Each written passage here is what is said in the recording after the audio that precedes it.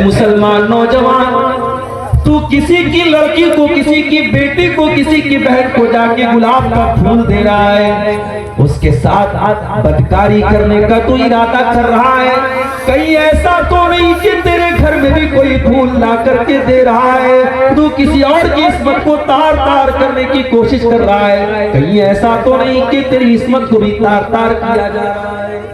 मेरे प्यारे भाइयों, याद रखो, अल्लाह ने जब कुरान में ज़िना का जिक्र किया, क्या फरमाया? वला तक़रबुज़ ज़िना, ऐ मेरे बंदो तुम ज़िना के करीब न जाना, इन्नहु काना फ़ाहिशतन व साअ सबीला, ये ज़िना बड़ा गंदा काम है और बड़ा ही बुरा रास्ता है। उलमा ने लिखा कि अल्लाह ने ज़िना को रास्ता क्यों कहा है? रास्ते पे आया भी जाता है, जाया भी जाता है। जब तुम ज़िना के रास्ते पे किसी की दहलीज तक जाओगे, किसी की इज्जत तक जाओगे, तो उसी रास्ते पे चल के कल तुम्हारे घर तक कोई आएगा।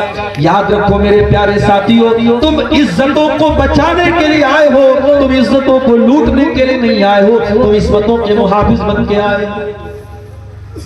फरवरी को ज़िनाकारी का महीना बना, हर तरफ पार्कों में, होटलों में ज़िनाकारी की तैयारियां चल रही हैं। मेरे प्यारे साथियों, याद रखो, आप मुसलमान हैं और आप पांचों टाइम की नमाज में अल्लाह से कौन से रास्ते पे चलने की दुआ करते हैं? इहदिनस सिरातल मुस्तकीम सिरातल लज़ीना अनअमता अलैहिम। हम नबियों के रास्ते पे चलने वाले लोग हैं, हम मग़ज़ूब अलैहिम के रास्ते पे चलने वाले लोग नहीं हैं, हम यहूदियों के रास्ते पे चलने वाले लोग। और हालात ये हो चुके हैं, आप चले जाइए किसी भी बड़े शहर के होटल में, आप बस्ती चले जाएं, आप लखनऊ चले जाएं, आप गोरखपुर चले जाएं, आप बनारस चले जाएं, आप किसी भी बड़े शहर में चले जाएं और एक सर्वे आप कर ले बड़े बड़े होटलों का। बड़ी तल्ख बात है, लेकिन बात सच है, मगर बात है रसवाई की कि आपको इन होटलों में ज़िनाकारी और बदकारी के जो वाक़यात मिलेंगे, उसमें एक बड़ी तादाद बुर्का पहनने वाली लड़कियों की मिलेगी। आपने ये समझा कि आपकी बेटी घर से नकाब पहन करके निकली तो अल्लाह की वली बन गई। नहीं मेरे प्यारे साथियों, घर से औरत का नकाब पहन करके निकलना इस बात की गारंटी नहीं है कि वो शैतान से बच गई है। शैतान नकाब के अंदर भी आपकी बेटी को गुमराह कर सकता है। और इसकी दलील ये है कि झारखंड की राजधानी रांची के अंदर नुसरत जहां नाम की एक लड़की जो नमाजी थी, रोजेदार थी, दीनदार थी, उलमा के बयानात सुनती थी, सोशल मीडिया पर एक गैर मुस्लिम लड़के से उसका अफेयर होता है, प्यार मोहब्बत की बातें चलती है और वो लड़की नुसरत जहां उस लड़के के साथ फरार होती है, उसके साथ शादी करती है और नुसरत जहां से निशासिन बन जाती है। पता ये चला कि दोनों चीजों की कमी है हमारे, या तो इल्म है और अमल नहीं है, या इल्म ही नहीं है, या तो मग़ज़ूब अलैहिम वाली हमारे अंदर सिफत है या ज़ालिमीन वाली सिफत है, या तो इल्म है और अमल नहीं है, या इल्म ही नहीं है।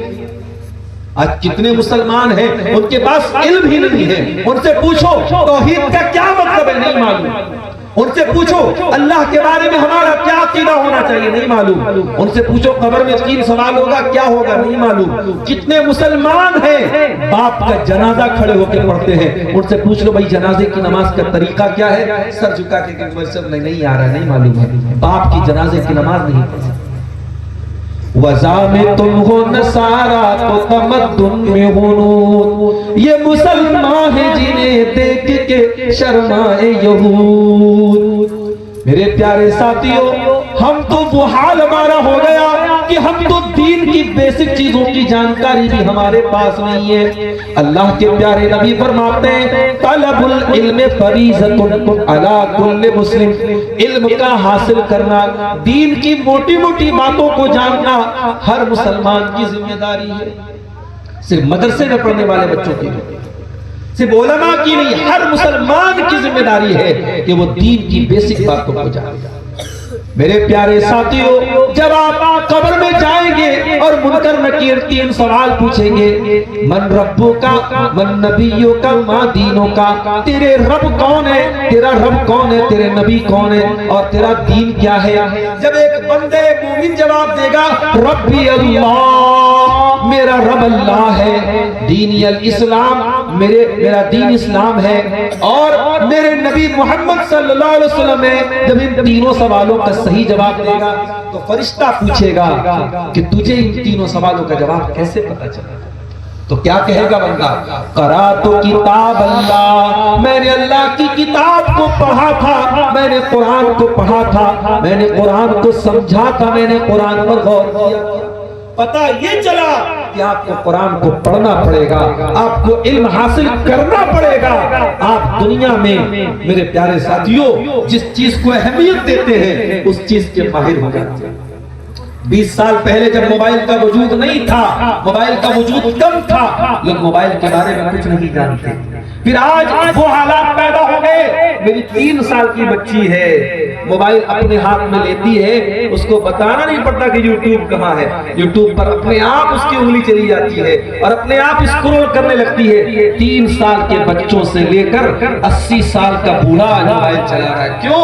उसको हम अहमियत देते हैं। मेरे प्यारे साथियों, दीन को आप कितना महत्व देते हैं, दीन को कितनी अहमियत देते हैं, ये आपको और हमें तय करना है। अगर हम इल्म हासिल नहीं करेंगे तो मेरे प्यारे साथियों हम वलज़ालिम में से हो जाएंगे, गुमराह।